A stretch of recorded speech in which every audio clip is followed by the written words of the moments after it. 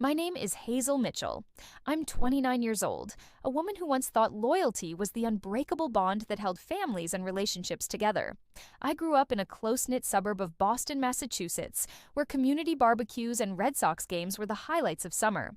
As an adult, I built a successful career as a graphic designer at a creative agency in downtown Boston, pulling in a comfortable salary that let me afford a cozy apartment in Back Bay. Life felt like it was on track. I was engaged to Tyler Bennett, the man I'd dated for 3 years, and my bond with my older sister, Lauren Mitchell, was the kind I'd always cherished. She was my confidant, my biggest cheerleader, the one who'd been there through every heartbreak and triumph. Lauren, 32, was a high school teacher in Cambridge, known for her infectious energy and dedication to her students. She'd been married to her husband, Greg, for 5 years, but they'd hit some rough patches lately, which she confided in me about during our weekly coffee dates. Tyler, my fiancé, was 31, a financial analyst at a firm in the financial district. He was charming, ambitious, and shared my passion for weekend hikes in the White Mountains and debating the best lobster rolls in town. We met at a charity 5K run in 2022, organized by a local nonprofit. And by our sixth date, I knew he was the one. He fit seamlessly into my family. My parents, Diane and Tom Mitchell, treated him like the son they'd always wanted. Lauren especially bonded with him over their shared love of craft beer and trivia nights. My dad, Tom, a 58-year-old accountant who'd spent his career crunching numbers for small businesses, often joked that Tyler was the brother Lauren never had. Our wedding was set for a crisp September afternoon at the Arnold Arboretum, with a reception following at a historic hall in Jamaica Plain. We'd invited 120 guests, family from across New England, friends from college at UMass, and co-workers who'd become like extended family. I'd poured my heart into the details: wildflower bouquets, a string quartet playing classic rock covers, and a menu featuring fresh seafood from the harbor. Tyler's brother was his best man, and Lauren, of course, was my maid of honor. We'd even booked a honeymoon cabin in Vermont for foliage season. It all seemed idyllic, the kind of storybook setup that made me pinch myself. The weekend before the wedding, Tyler and I decided to keep things low-key. He was staying at his parents' house in Quincy, while I bunked with Lauren at her place in Cambridge to honor the tradition of not seeing each other beforehand.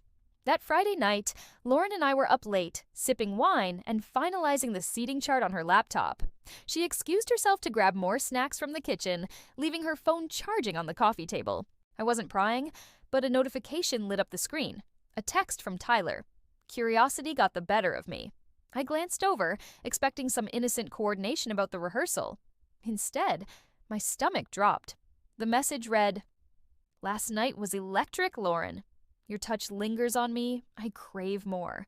Can't believe we're pulling this off so close to the big day. Our little escape." Attached was a selfie of them, tangled in sheets at what looked like a motel off Route 1, time-stamped from Thursday evening.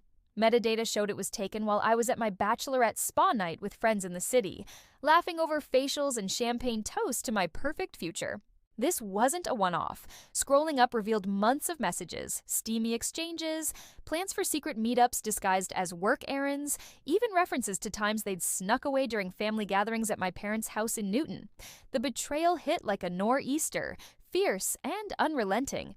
Lauren, my sister, the one who'd helped me pick out my dress, who'd cried happy tears at my engagement party, had been sleeping with my fiancé. And Tyler, the man who'd promised me forever, had shattered that vow before it was even spoken. I felt numb, then furious, as fragments clicked into place. Lauren's sudden girls' trips that left Greg puzzled. Tyler's late nights closing deals that smelled faintly of her favorite vanilla perfume, the way they'd share lingering hugs at holidays that I'd chalked up to sibling-like affection. I snapped photos of the screen with my phone, my hands steady from years of precise design work where attention to detail meant everything. When Lauren returned with a bowl of popcorn, I forced a smile, claiming a headache and heading to bed early. Alone in the guest room, the pain washed over me in waves, but so did clarity. Confronting them privately would let them spin lies, minimize the hurt. No, I'd expose them where it stung most, in front of the world they'd fooled. My design skills came in handy. I spent the next few hours on my laptop creating a digital slideshow. It compiled the texts, photo, and even cross-referenced dates with our shared calendar to show the pattern. I uploaded it to a private hosting site, generated a shareable link, and designed elegant programs for the ceremony that included a subtle QR code labeled "A Special Message from the Bride." I texted my closest friend, Mia, a lawyer from my agency days, waking her at 1 a.m. She listened as I poured out the story, her voice calm and professional.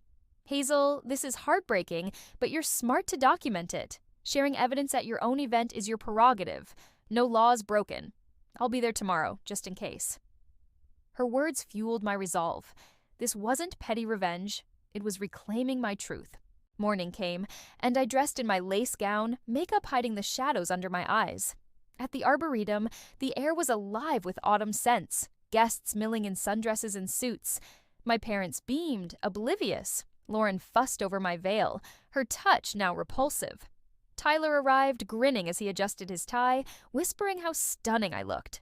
The ceremony began under a canopy of turning leaves, the officiant speaking of commitment and family bonds. I nodded along, heart pounding. As vows approached, ushers, friends I'd clued in vaguely about a surprise, passed out the programs. Guests scanned the QR code, expecting well wishes or photos. Instead, the slideshow loaded, irrefutable proof unfolding on their screens. Whispers started.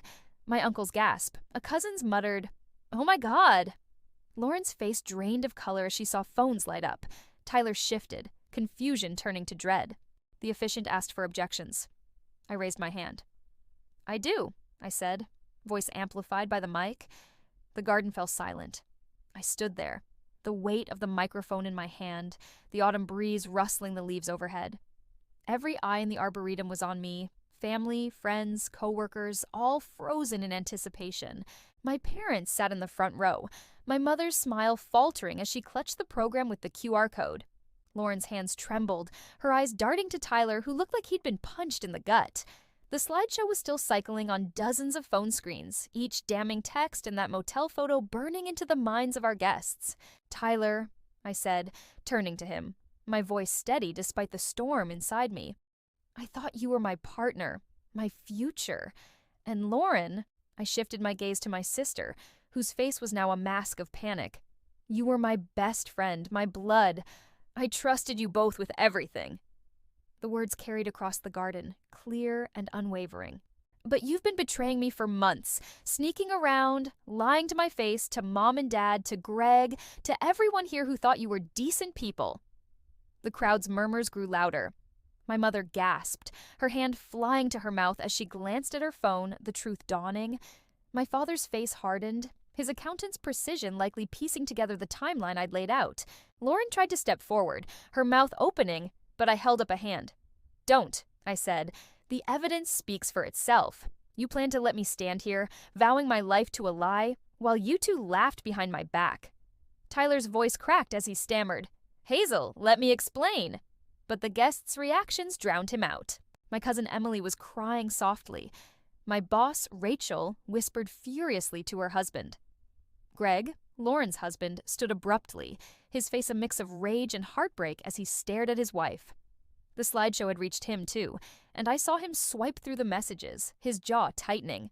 "I'm not here to play the victim," I continued, my design training kicking in. "Keep it clear. Keep it impactful. I'm here to take back my life. This wedding is canceled. My trust in both of you is gone, and I'm done letting your lies define me." I turned to the officiant, a kind older woman who looked stunned but nodded as I handed back the mic. Then I walked down the aisle alone, my heels clicking on the stone path, leaving Tyler and Lauren frozen at the altar. The aftermath was chaos. Guests swarmed, some shouting questions, others offering hugs. My mother ran to me, tears streaming, whispering, "I'm so sorry, Hazel." My father was already confronting Lauren, his voice low but furious. Greg stormed out, brushing past Tyler without a word. Mia, my lawyer friend, appeared at my side, guiding me toward the reception hall where I'd planned to retreat. "You did it," she said quietly, clean, legal, and undeniable. By evening, the story had exploded. A few guests had shared the slideshow link on social media, and it spread like wildfire across Boston's tight-knit circles. My phone buzzed with messages. Support from friends, shock from distant relatives, Even a text from my high school art teacher saying she admired my strength. Local blogs picked it up by Sunday, dubbing it the Arboretum ambush. I ignored the noise, focusing on the next steps. Tyler's firm sidelined him within days. His reputation as a reliable analyst couldn't withstand the public scandal. Lauren faced worse. Her school placed her on leave pending an investigation, as parents questioned her integrity as a role model. Greg filed for divorce, and I heard through Mia that he'd moved out of their Cambridge apartment. My parents, devastated, cut contact with Lauren, though my mother admitted she hoped for eventual reconciliation. "Not now," she said, "but maybe someday." I took a week off work, retreating to a friend's beach house on Cape Cod to process. My agency's CEO called, offering support and a promotion to lead a new design team, recognition of my talent, not pity. I accepted, feeling a spark of purpose. The financial hit from the canceled wedding stung, but Mia helped recover deposits from vendors, citing breach of trust. The Vermont cabin refunded half. The caterer, a family friend, returned most of my payment. 3 months later, I made a bold move. I relocated to Portland, Maine for a fresh start. A rival agency had offered me a creative director role, and the quieter coastal life appealed to my need for peace.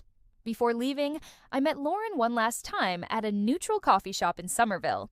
She looked hollow, her usual vibrancy gone. "Hazel, I'm so sorry," she said, tears falling. "I don't know why I did it. I ruined everything." I listened, but the sister I'd known was a stranger now. "I hope you find peace," I told her, "but I need to protect mine." I walked away, lighter. In Portland, I thrived. New projects, new friends, and a cautious dip into dating rebuilt my confidence. Lauren moved to Connecticut, teaching at a private tutoring center. Tyler took a lower-level job in Providence. Their affair fizzled under the weight of exposure, unable to survive the truth. My story lingered in Boston's gossip mill, but I rarely dwelled on it. The betrayal had cracked my world open, but it also freed me to build a life rooted in my own strength. Sometimes, the worst moments are the ones that show you who you really are. I learned to trust my instincts, to value honesty above all, and to never settle for less than I deserve. The Arboretum wasn't the end. It was my beginning.